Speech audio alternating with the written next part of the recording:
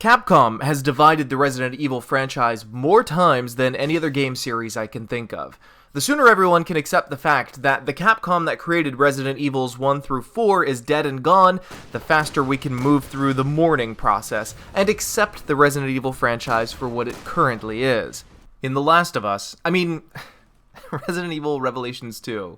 It's just that I forgot for a second, with the canvas backpack, and the little girl's sidekick, and the flashlight in the pocket, and the love of bricks, and lifting doors together, and the monsters that look more like clickers now, and the crafting tables, and the sifting for supplies, and desks and cabinets, and the minor stealth gameplay, and they're both third-person shooters. In Resident Evil Revelations 2, players take on the role of two protagonist pairs. Claire Redfield teamed up with Moira Burton, Barry's daughter. Fucking Barry. And Barry Burton and his new partner, a creepy little girl named Natalia.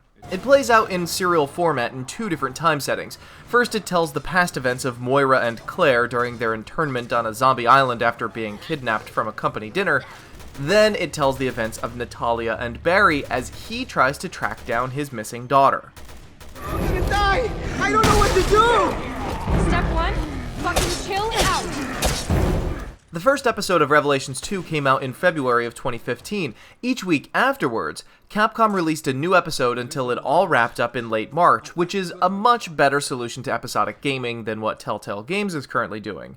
Here, the presentation is closer to a Friday Night Creature feature, and less like playing an expensive version of the waiting game. The pricing model also lets players only pay for the episodes they want to play a la carte, while running the risk of missing out on missions of the story. While that practice is pretty consumer-friendly, it also paints a skewed picture of the entire Revelations 2 experience. Are you kidding? Nice fucking emergency exit! Without mincing words, the first episode is total garbage. It's short, unsatisfying, and I closed out the game with the thought, I have to do this 3 more times? But I'm glad I stuck with it. Things get progressively better with this one. I went from bored and tormented to entertained and fully enjoying myself. If I had only purchased episode 1 of Revelations 2, I wouldn't have gone back to purchase episodes 2, 3, and 4. Fuck it right up the ass. But I grabbed the game on sale through Steam and paid a sum total of $17 for the entire Revelations 2 package. I think it's worth what I paid for, but I wouldn't recommend paying anything over $20. Because as much fun as I had with the game, it's still a bit too simple, too dated for it to ask for $40 or more from customers. Almost got it. No! Well, that blows. The graphics are very last generation, which is fine to an extent because the game is available for the PlayStation 3 and Xbox 360. However, the models and textures simply aren't upgraded enough when looking at it on PC. Character models are hit or miss. Barry's face looks like it was made out of Play-Doh, while Natalia's dress never moves, which is especially noticeable when she's crouching and walking awkwardly, which she has to do a lot. With its dated graphics, it's a wonder why the game isn't also available on the 3DS. Of course, models and textures don't necessarily make the game, but they do make good games better. Moira, did you hear that? Yeah, another one of those walking shit stains. Sorry, I mean butt stains. And you know what we do to butt stains. The story is horrible, but it's the kind of horrible that's to be expected from Resident Evil at this point. Overacting, nonsensical plot lines, and heroes running in the exact wrong direction every time. It's the kind of horrible where it's good to see Capcom is embracing the nuttiness. This goes into the so bad it's good realm. Barry's crappy jokes are back, but now he's identified as a father, so now they're Barry's crappy dad jokes. He's also the master of shooting things while running away, and then they explode during cutscenes. His daughter Moira, who by the way might be my new favorite Resident Evil character, swears so much and so awkwardly it's fantastic. She sounds like a foul-mouthed child who swears excessively in front of her friends because she thinks she sounds cool. It's wonderful. So to sum up so far, graphics are bad, the story is so bad it's good, but what about gameplay? Someone left a message. It says, head for the factory. And on a scale of bullshit to believable? Surprisingly, the gameplay is pretty okay. It has some great concepts, but at the same time it can fall flat in other areas. At any given time, players control one of two characters from each team. One character is the warrior, who carries all the firearms, while the other character is much more vulnerable, but is capable of finding hidden objects in the environment and acting as a support character. Originally, I thought the game was going to be a gigantic escort mission, but the duality of these characters' functions really shines in areas where both need to do something different to overcome an environmental puzzle. Claire would run out of ammunition if it wasn't for Moira, and Moira would be eaten alive if it wasn't for Claire.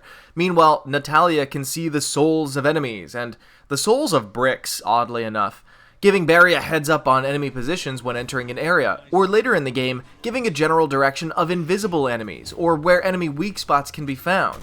It's pretty clever. The game is also quite a challenge the first time through. Enemies hit hard, and ammunition and healing supplies are scarce. The game also does a pretty good job of balancing its environmental puzzles versus combat. However, there is a fair amount of time in the game where I found myself doing neither. But instead I was item hunting on my way from point A to B. It was necessary, but boring. It needs a new battery, and some fuel. Oh, and we're gonna find exactly what we need in this shit dump. From my experience, yes. Help me look. I jokingly brought up the game's similarities to The Last of Us, but it's hard to ignore at first. It's understandable for Resident Evil to mimic The Last of Us, considering its success, but in a way the similarities are only skin deep. Re-Rev 2 definitely has a personality distinctly its own. Revelations 2 is much more macabre than Naughty Dog's masterpiece. In fact, I'd say it's bloodier than some fully numbered entries in the Resident Evil franchise. It's also much sillier. We have these fucked up bracelets, and this crazy woman is talking to us. I can only give Resident Evil Revelations 2 a worth trying rating. It was entertaining, but a little too expensive for the presentation. Picking it up on sale would be good for a slow weekend. It was funny and fun, but it also had quite a few moments of just being plain old boring. It's inconsistent at best. It doesn't really feel like Capcom put their back into this one, but instead it feels more like a market research game for Capcom. How much time do they need to put into graphics? How much can they charge customers for episodes? Which new gameplay concepts are a hit, and which ones are a miss? Which new stick can we use to beat this dead horse? Hopefully, this all results in Capcom working its way into the right direction with Resident Evil again. I laughed a number of times while playing Re-Rev 2, and I'm not sure I was supposed to. Between Claire's inappropriately blunt attitude, and Moira's first weekend where she's allowed to use the F-word, and Barry solving all of his life's problems with his pistol, I seriously couldn't stop.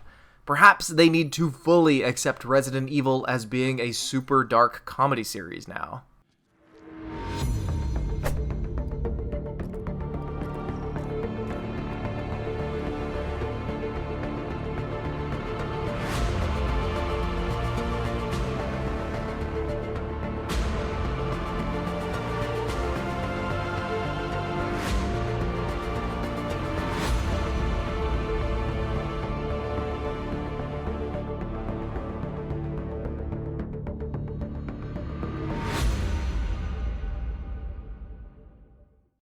This video is made possible through generous fan donations on Patreon.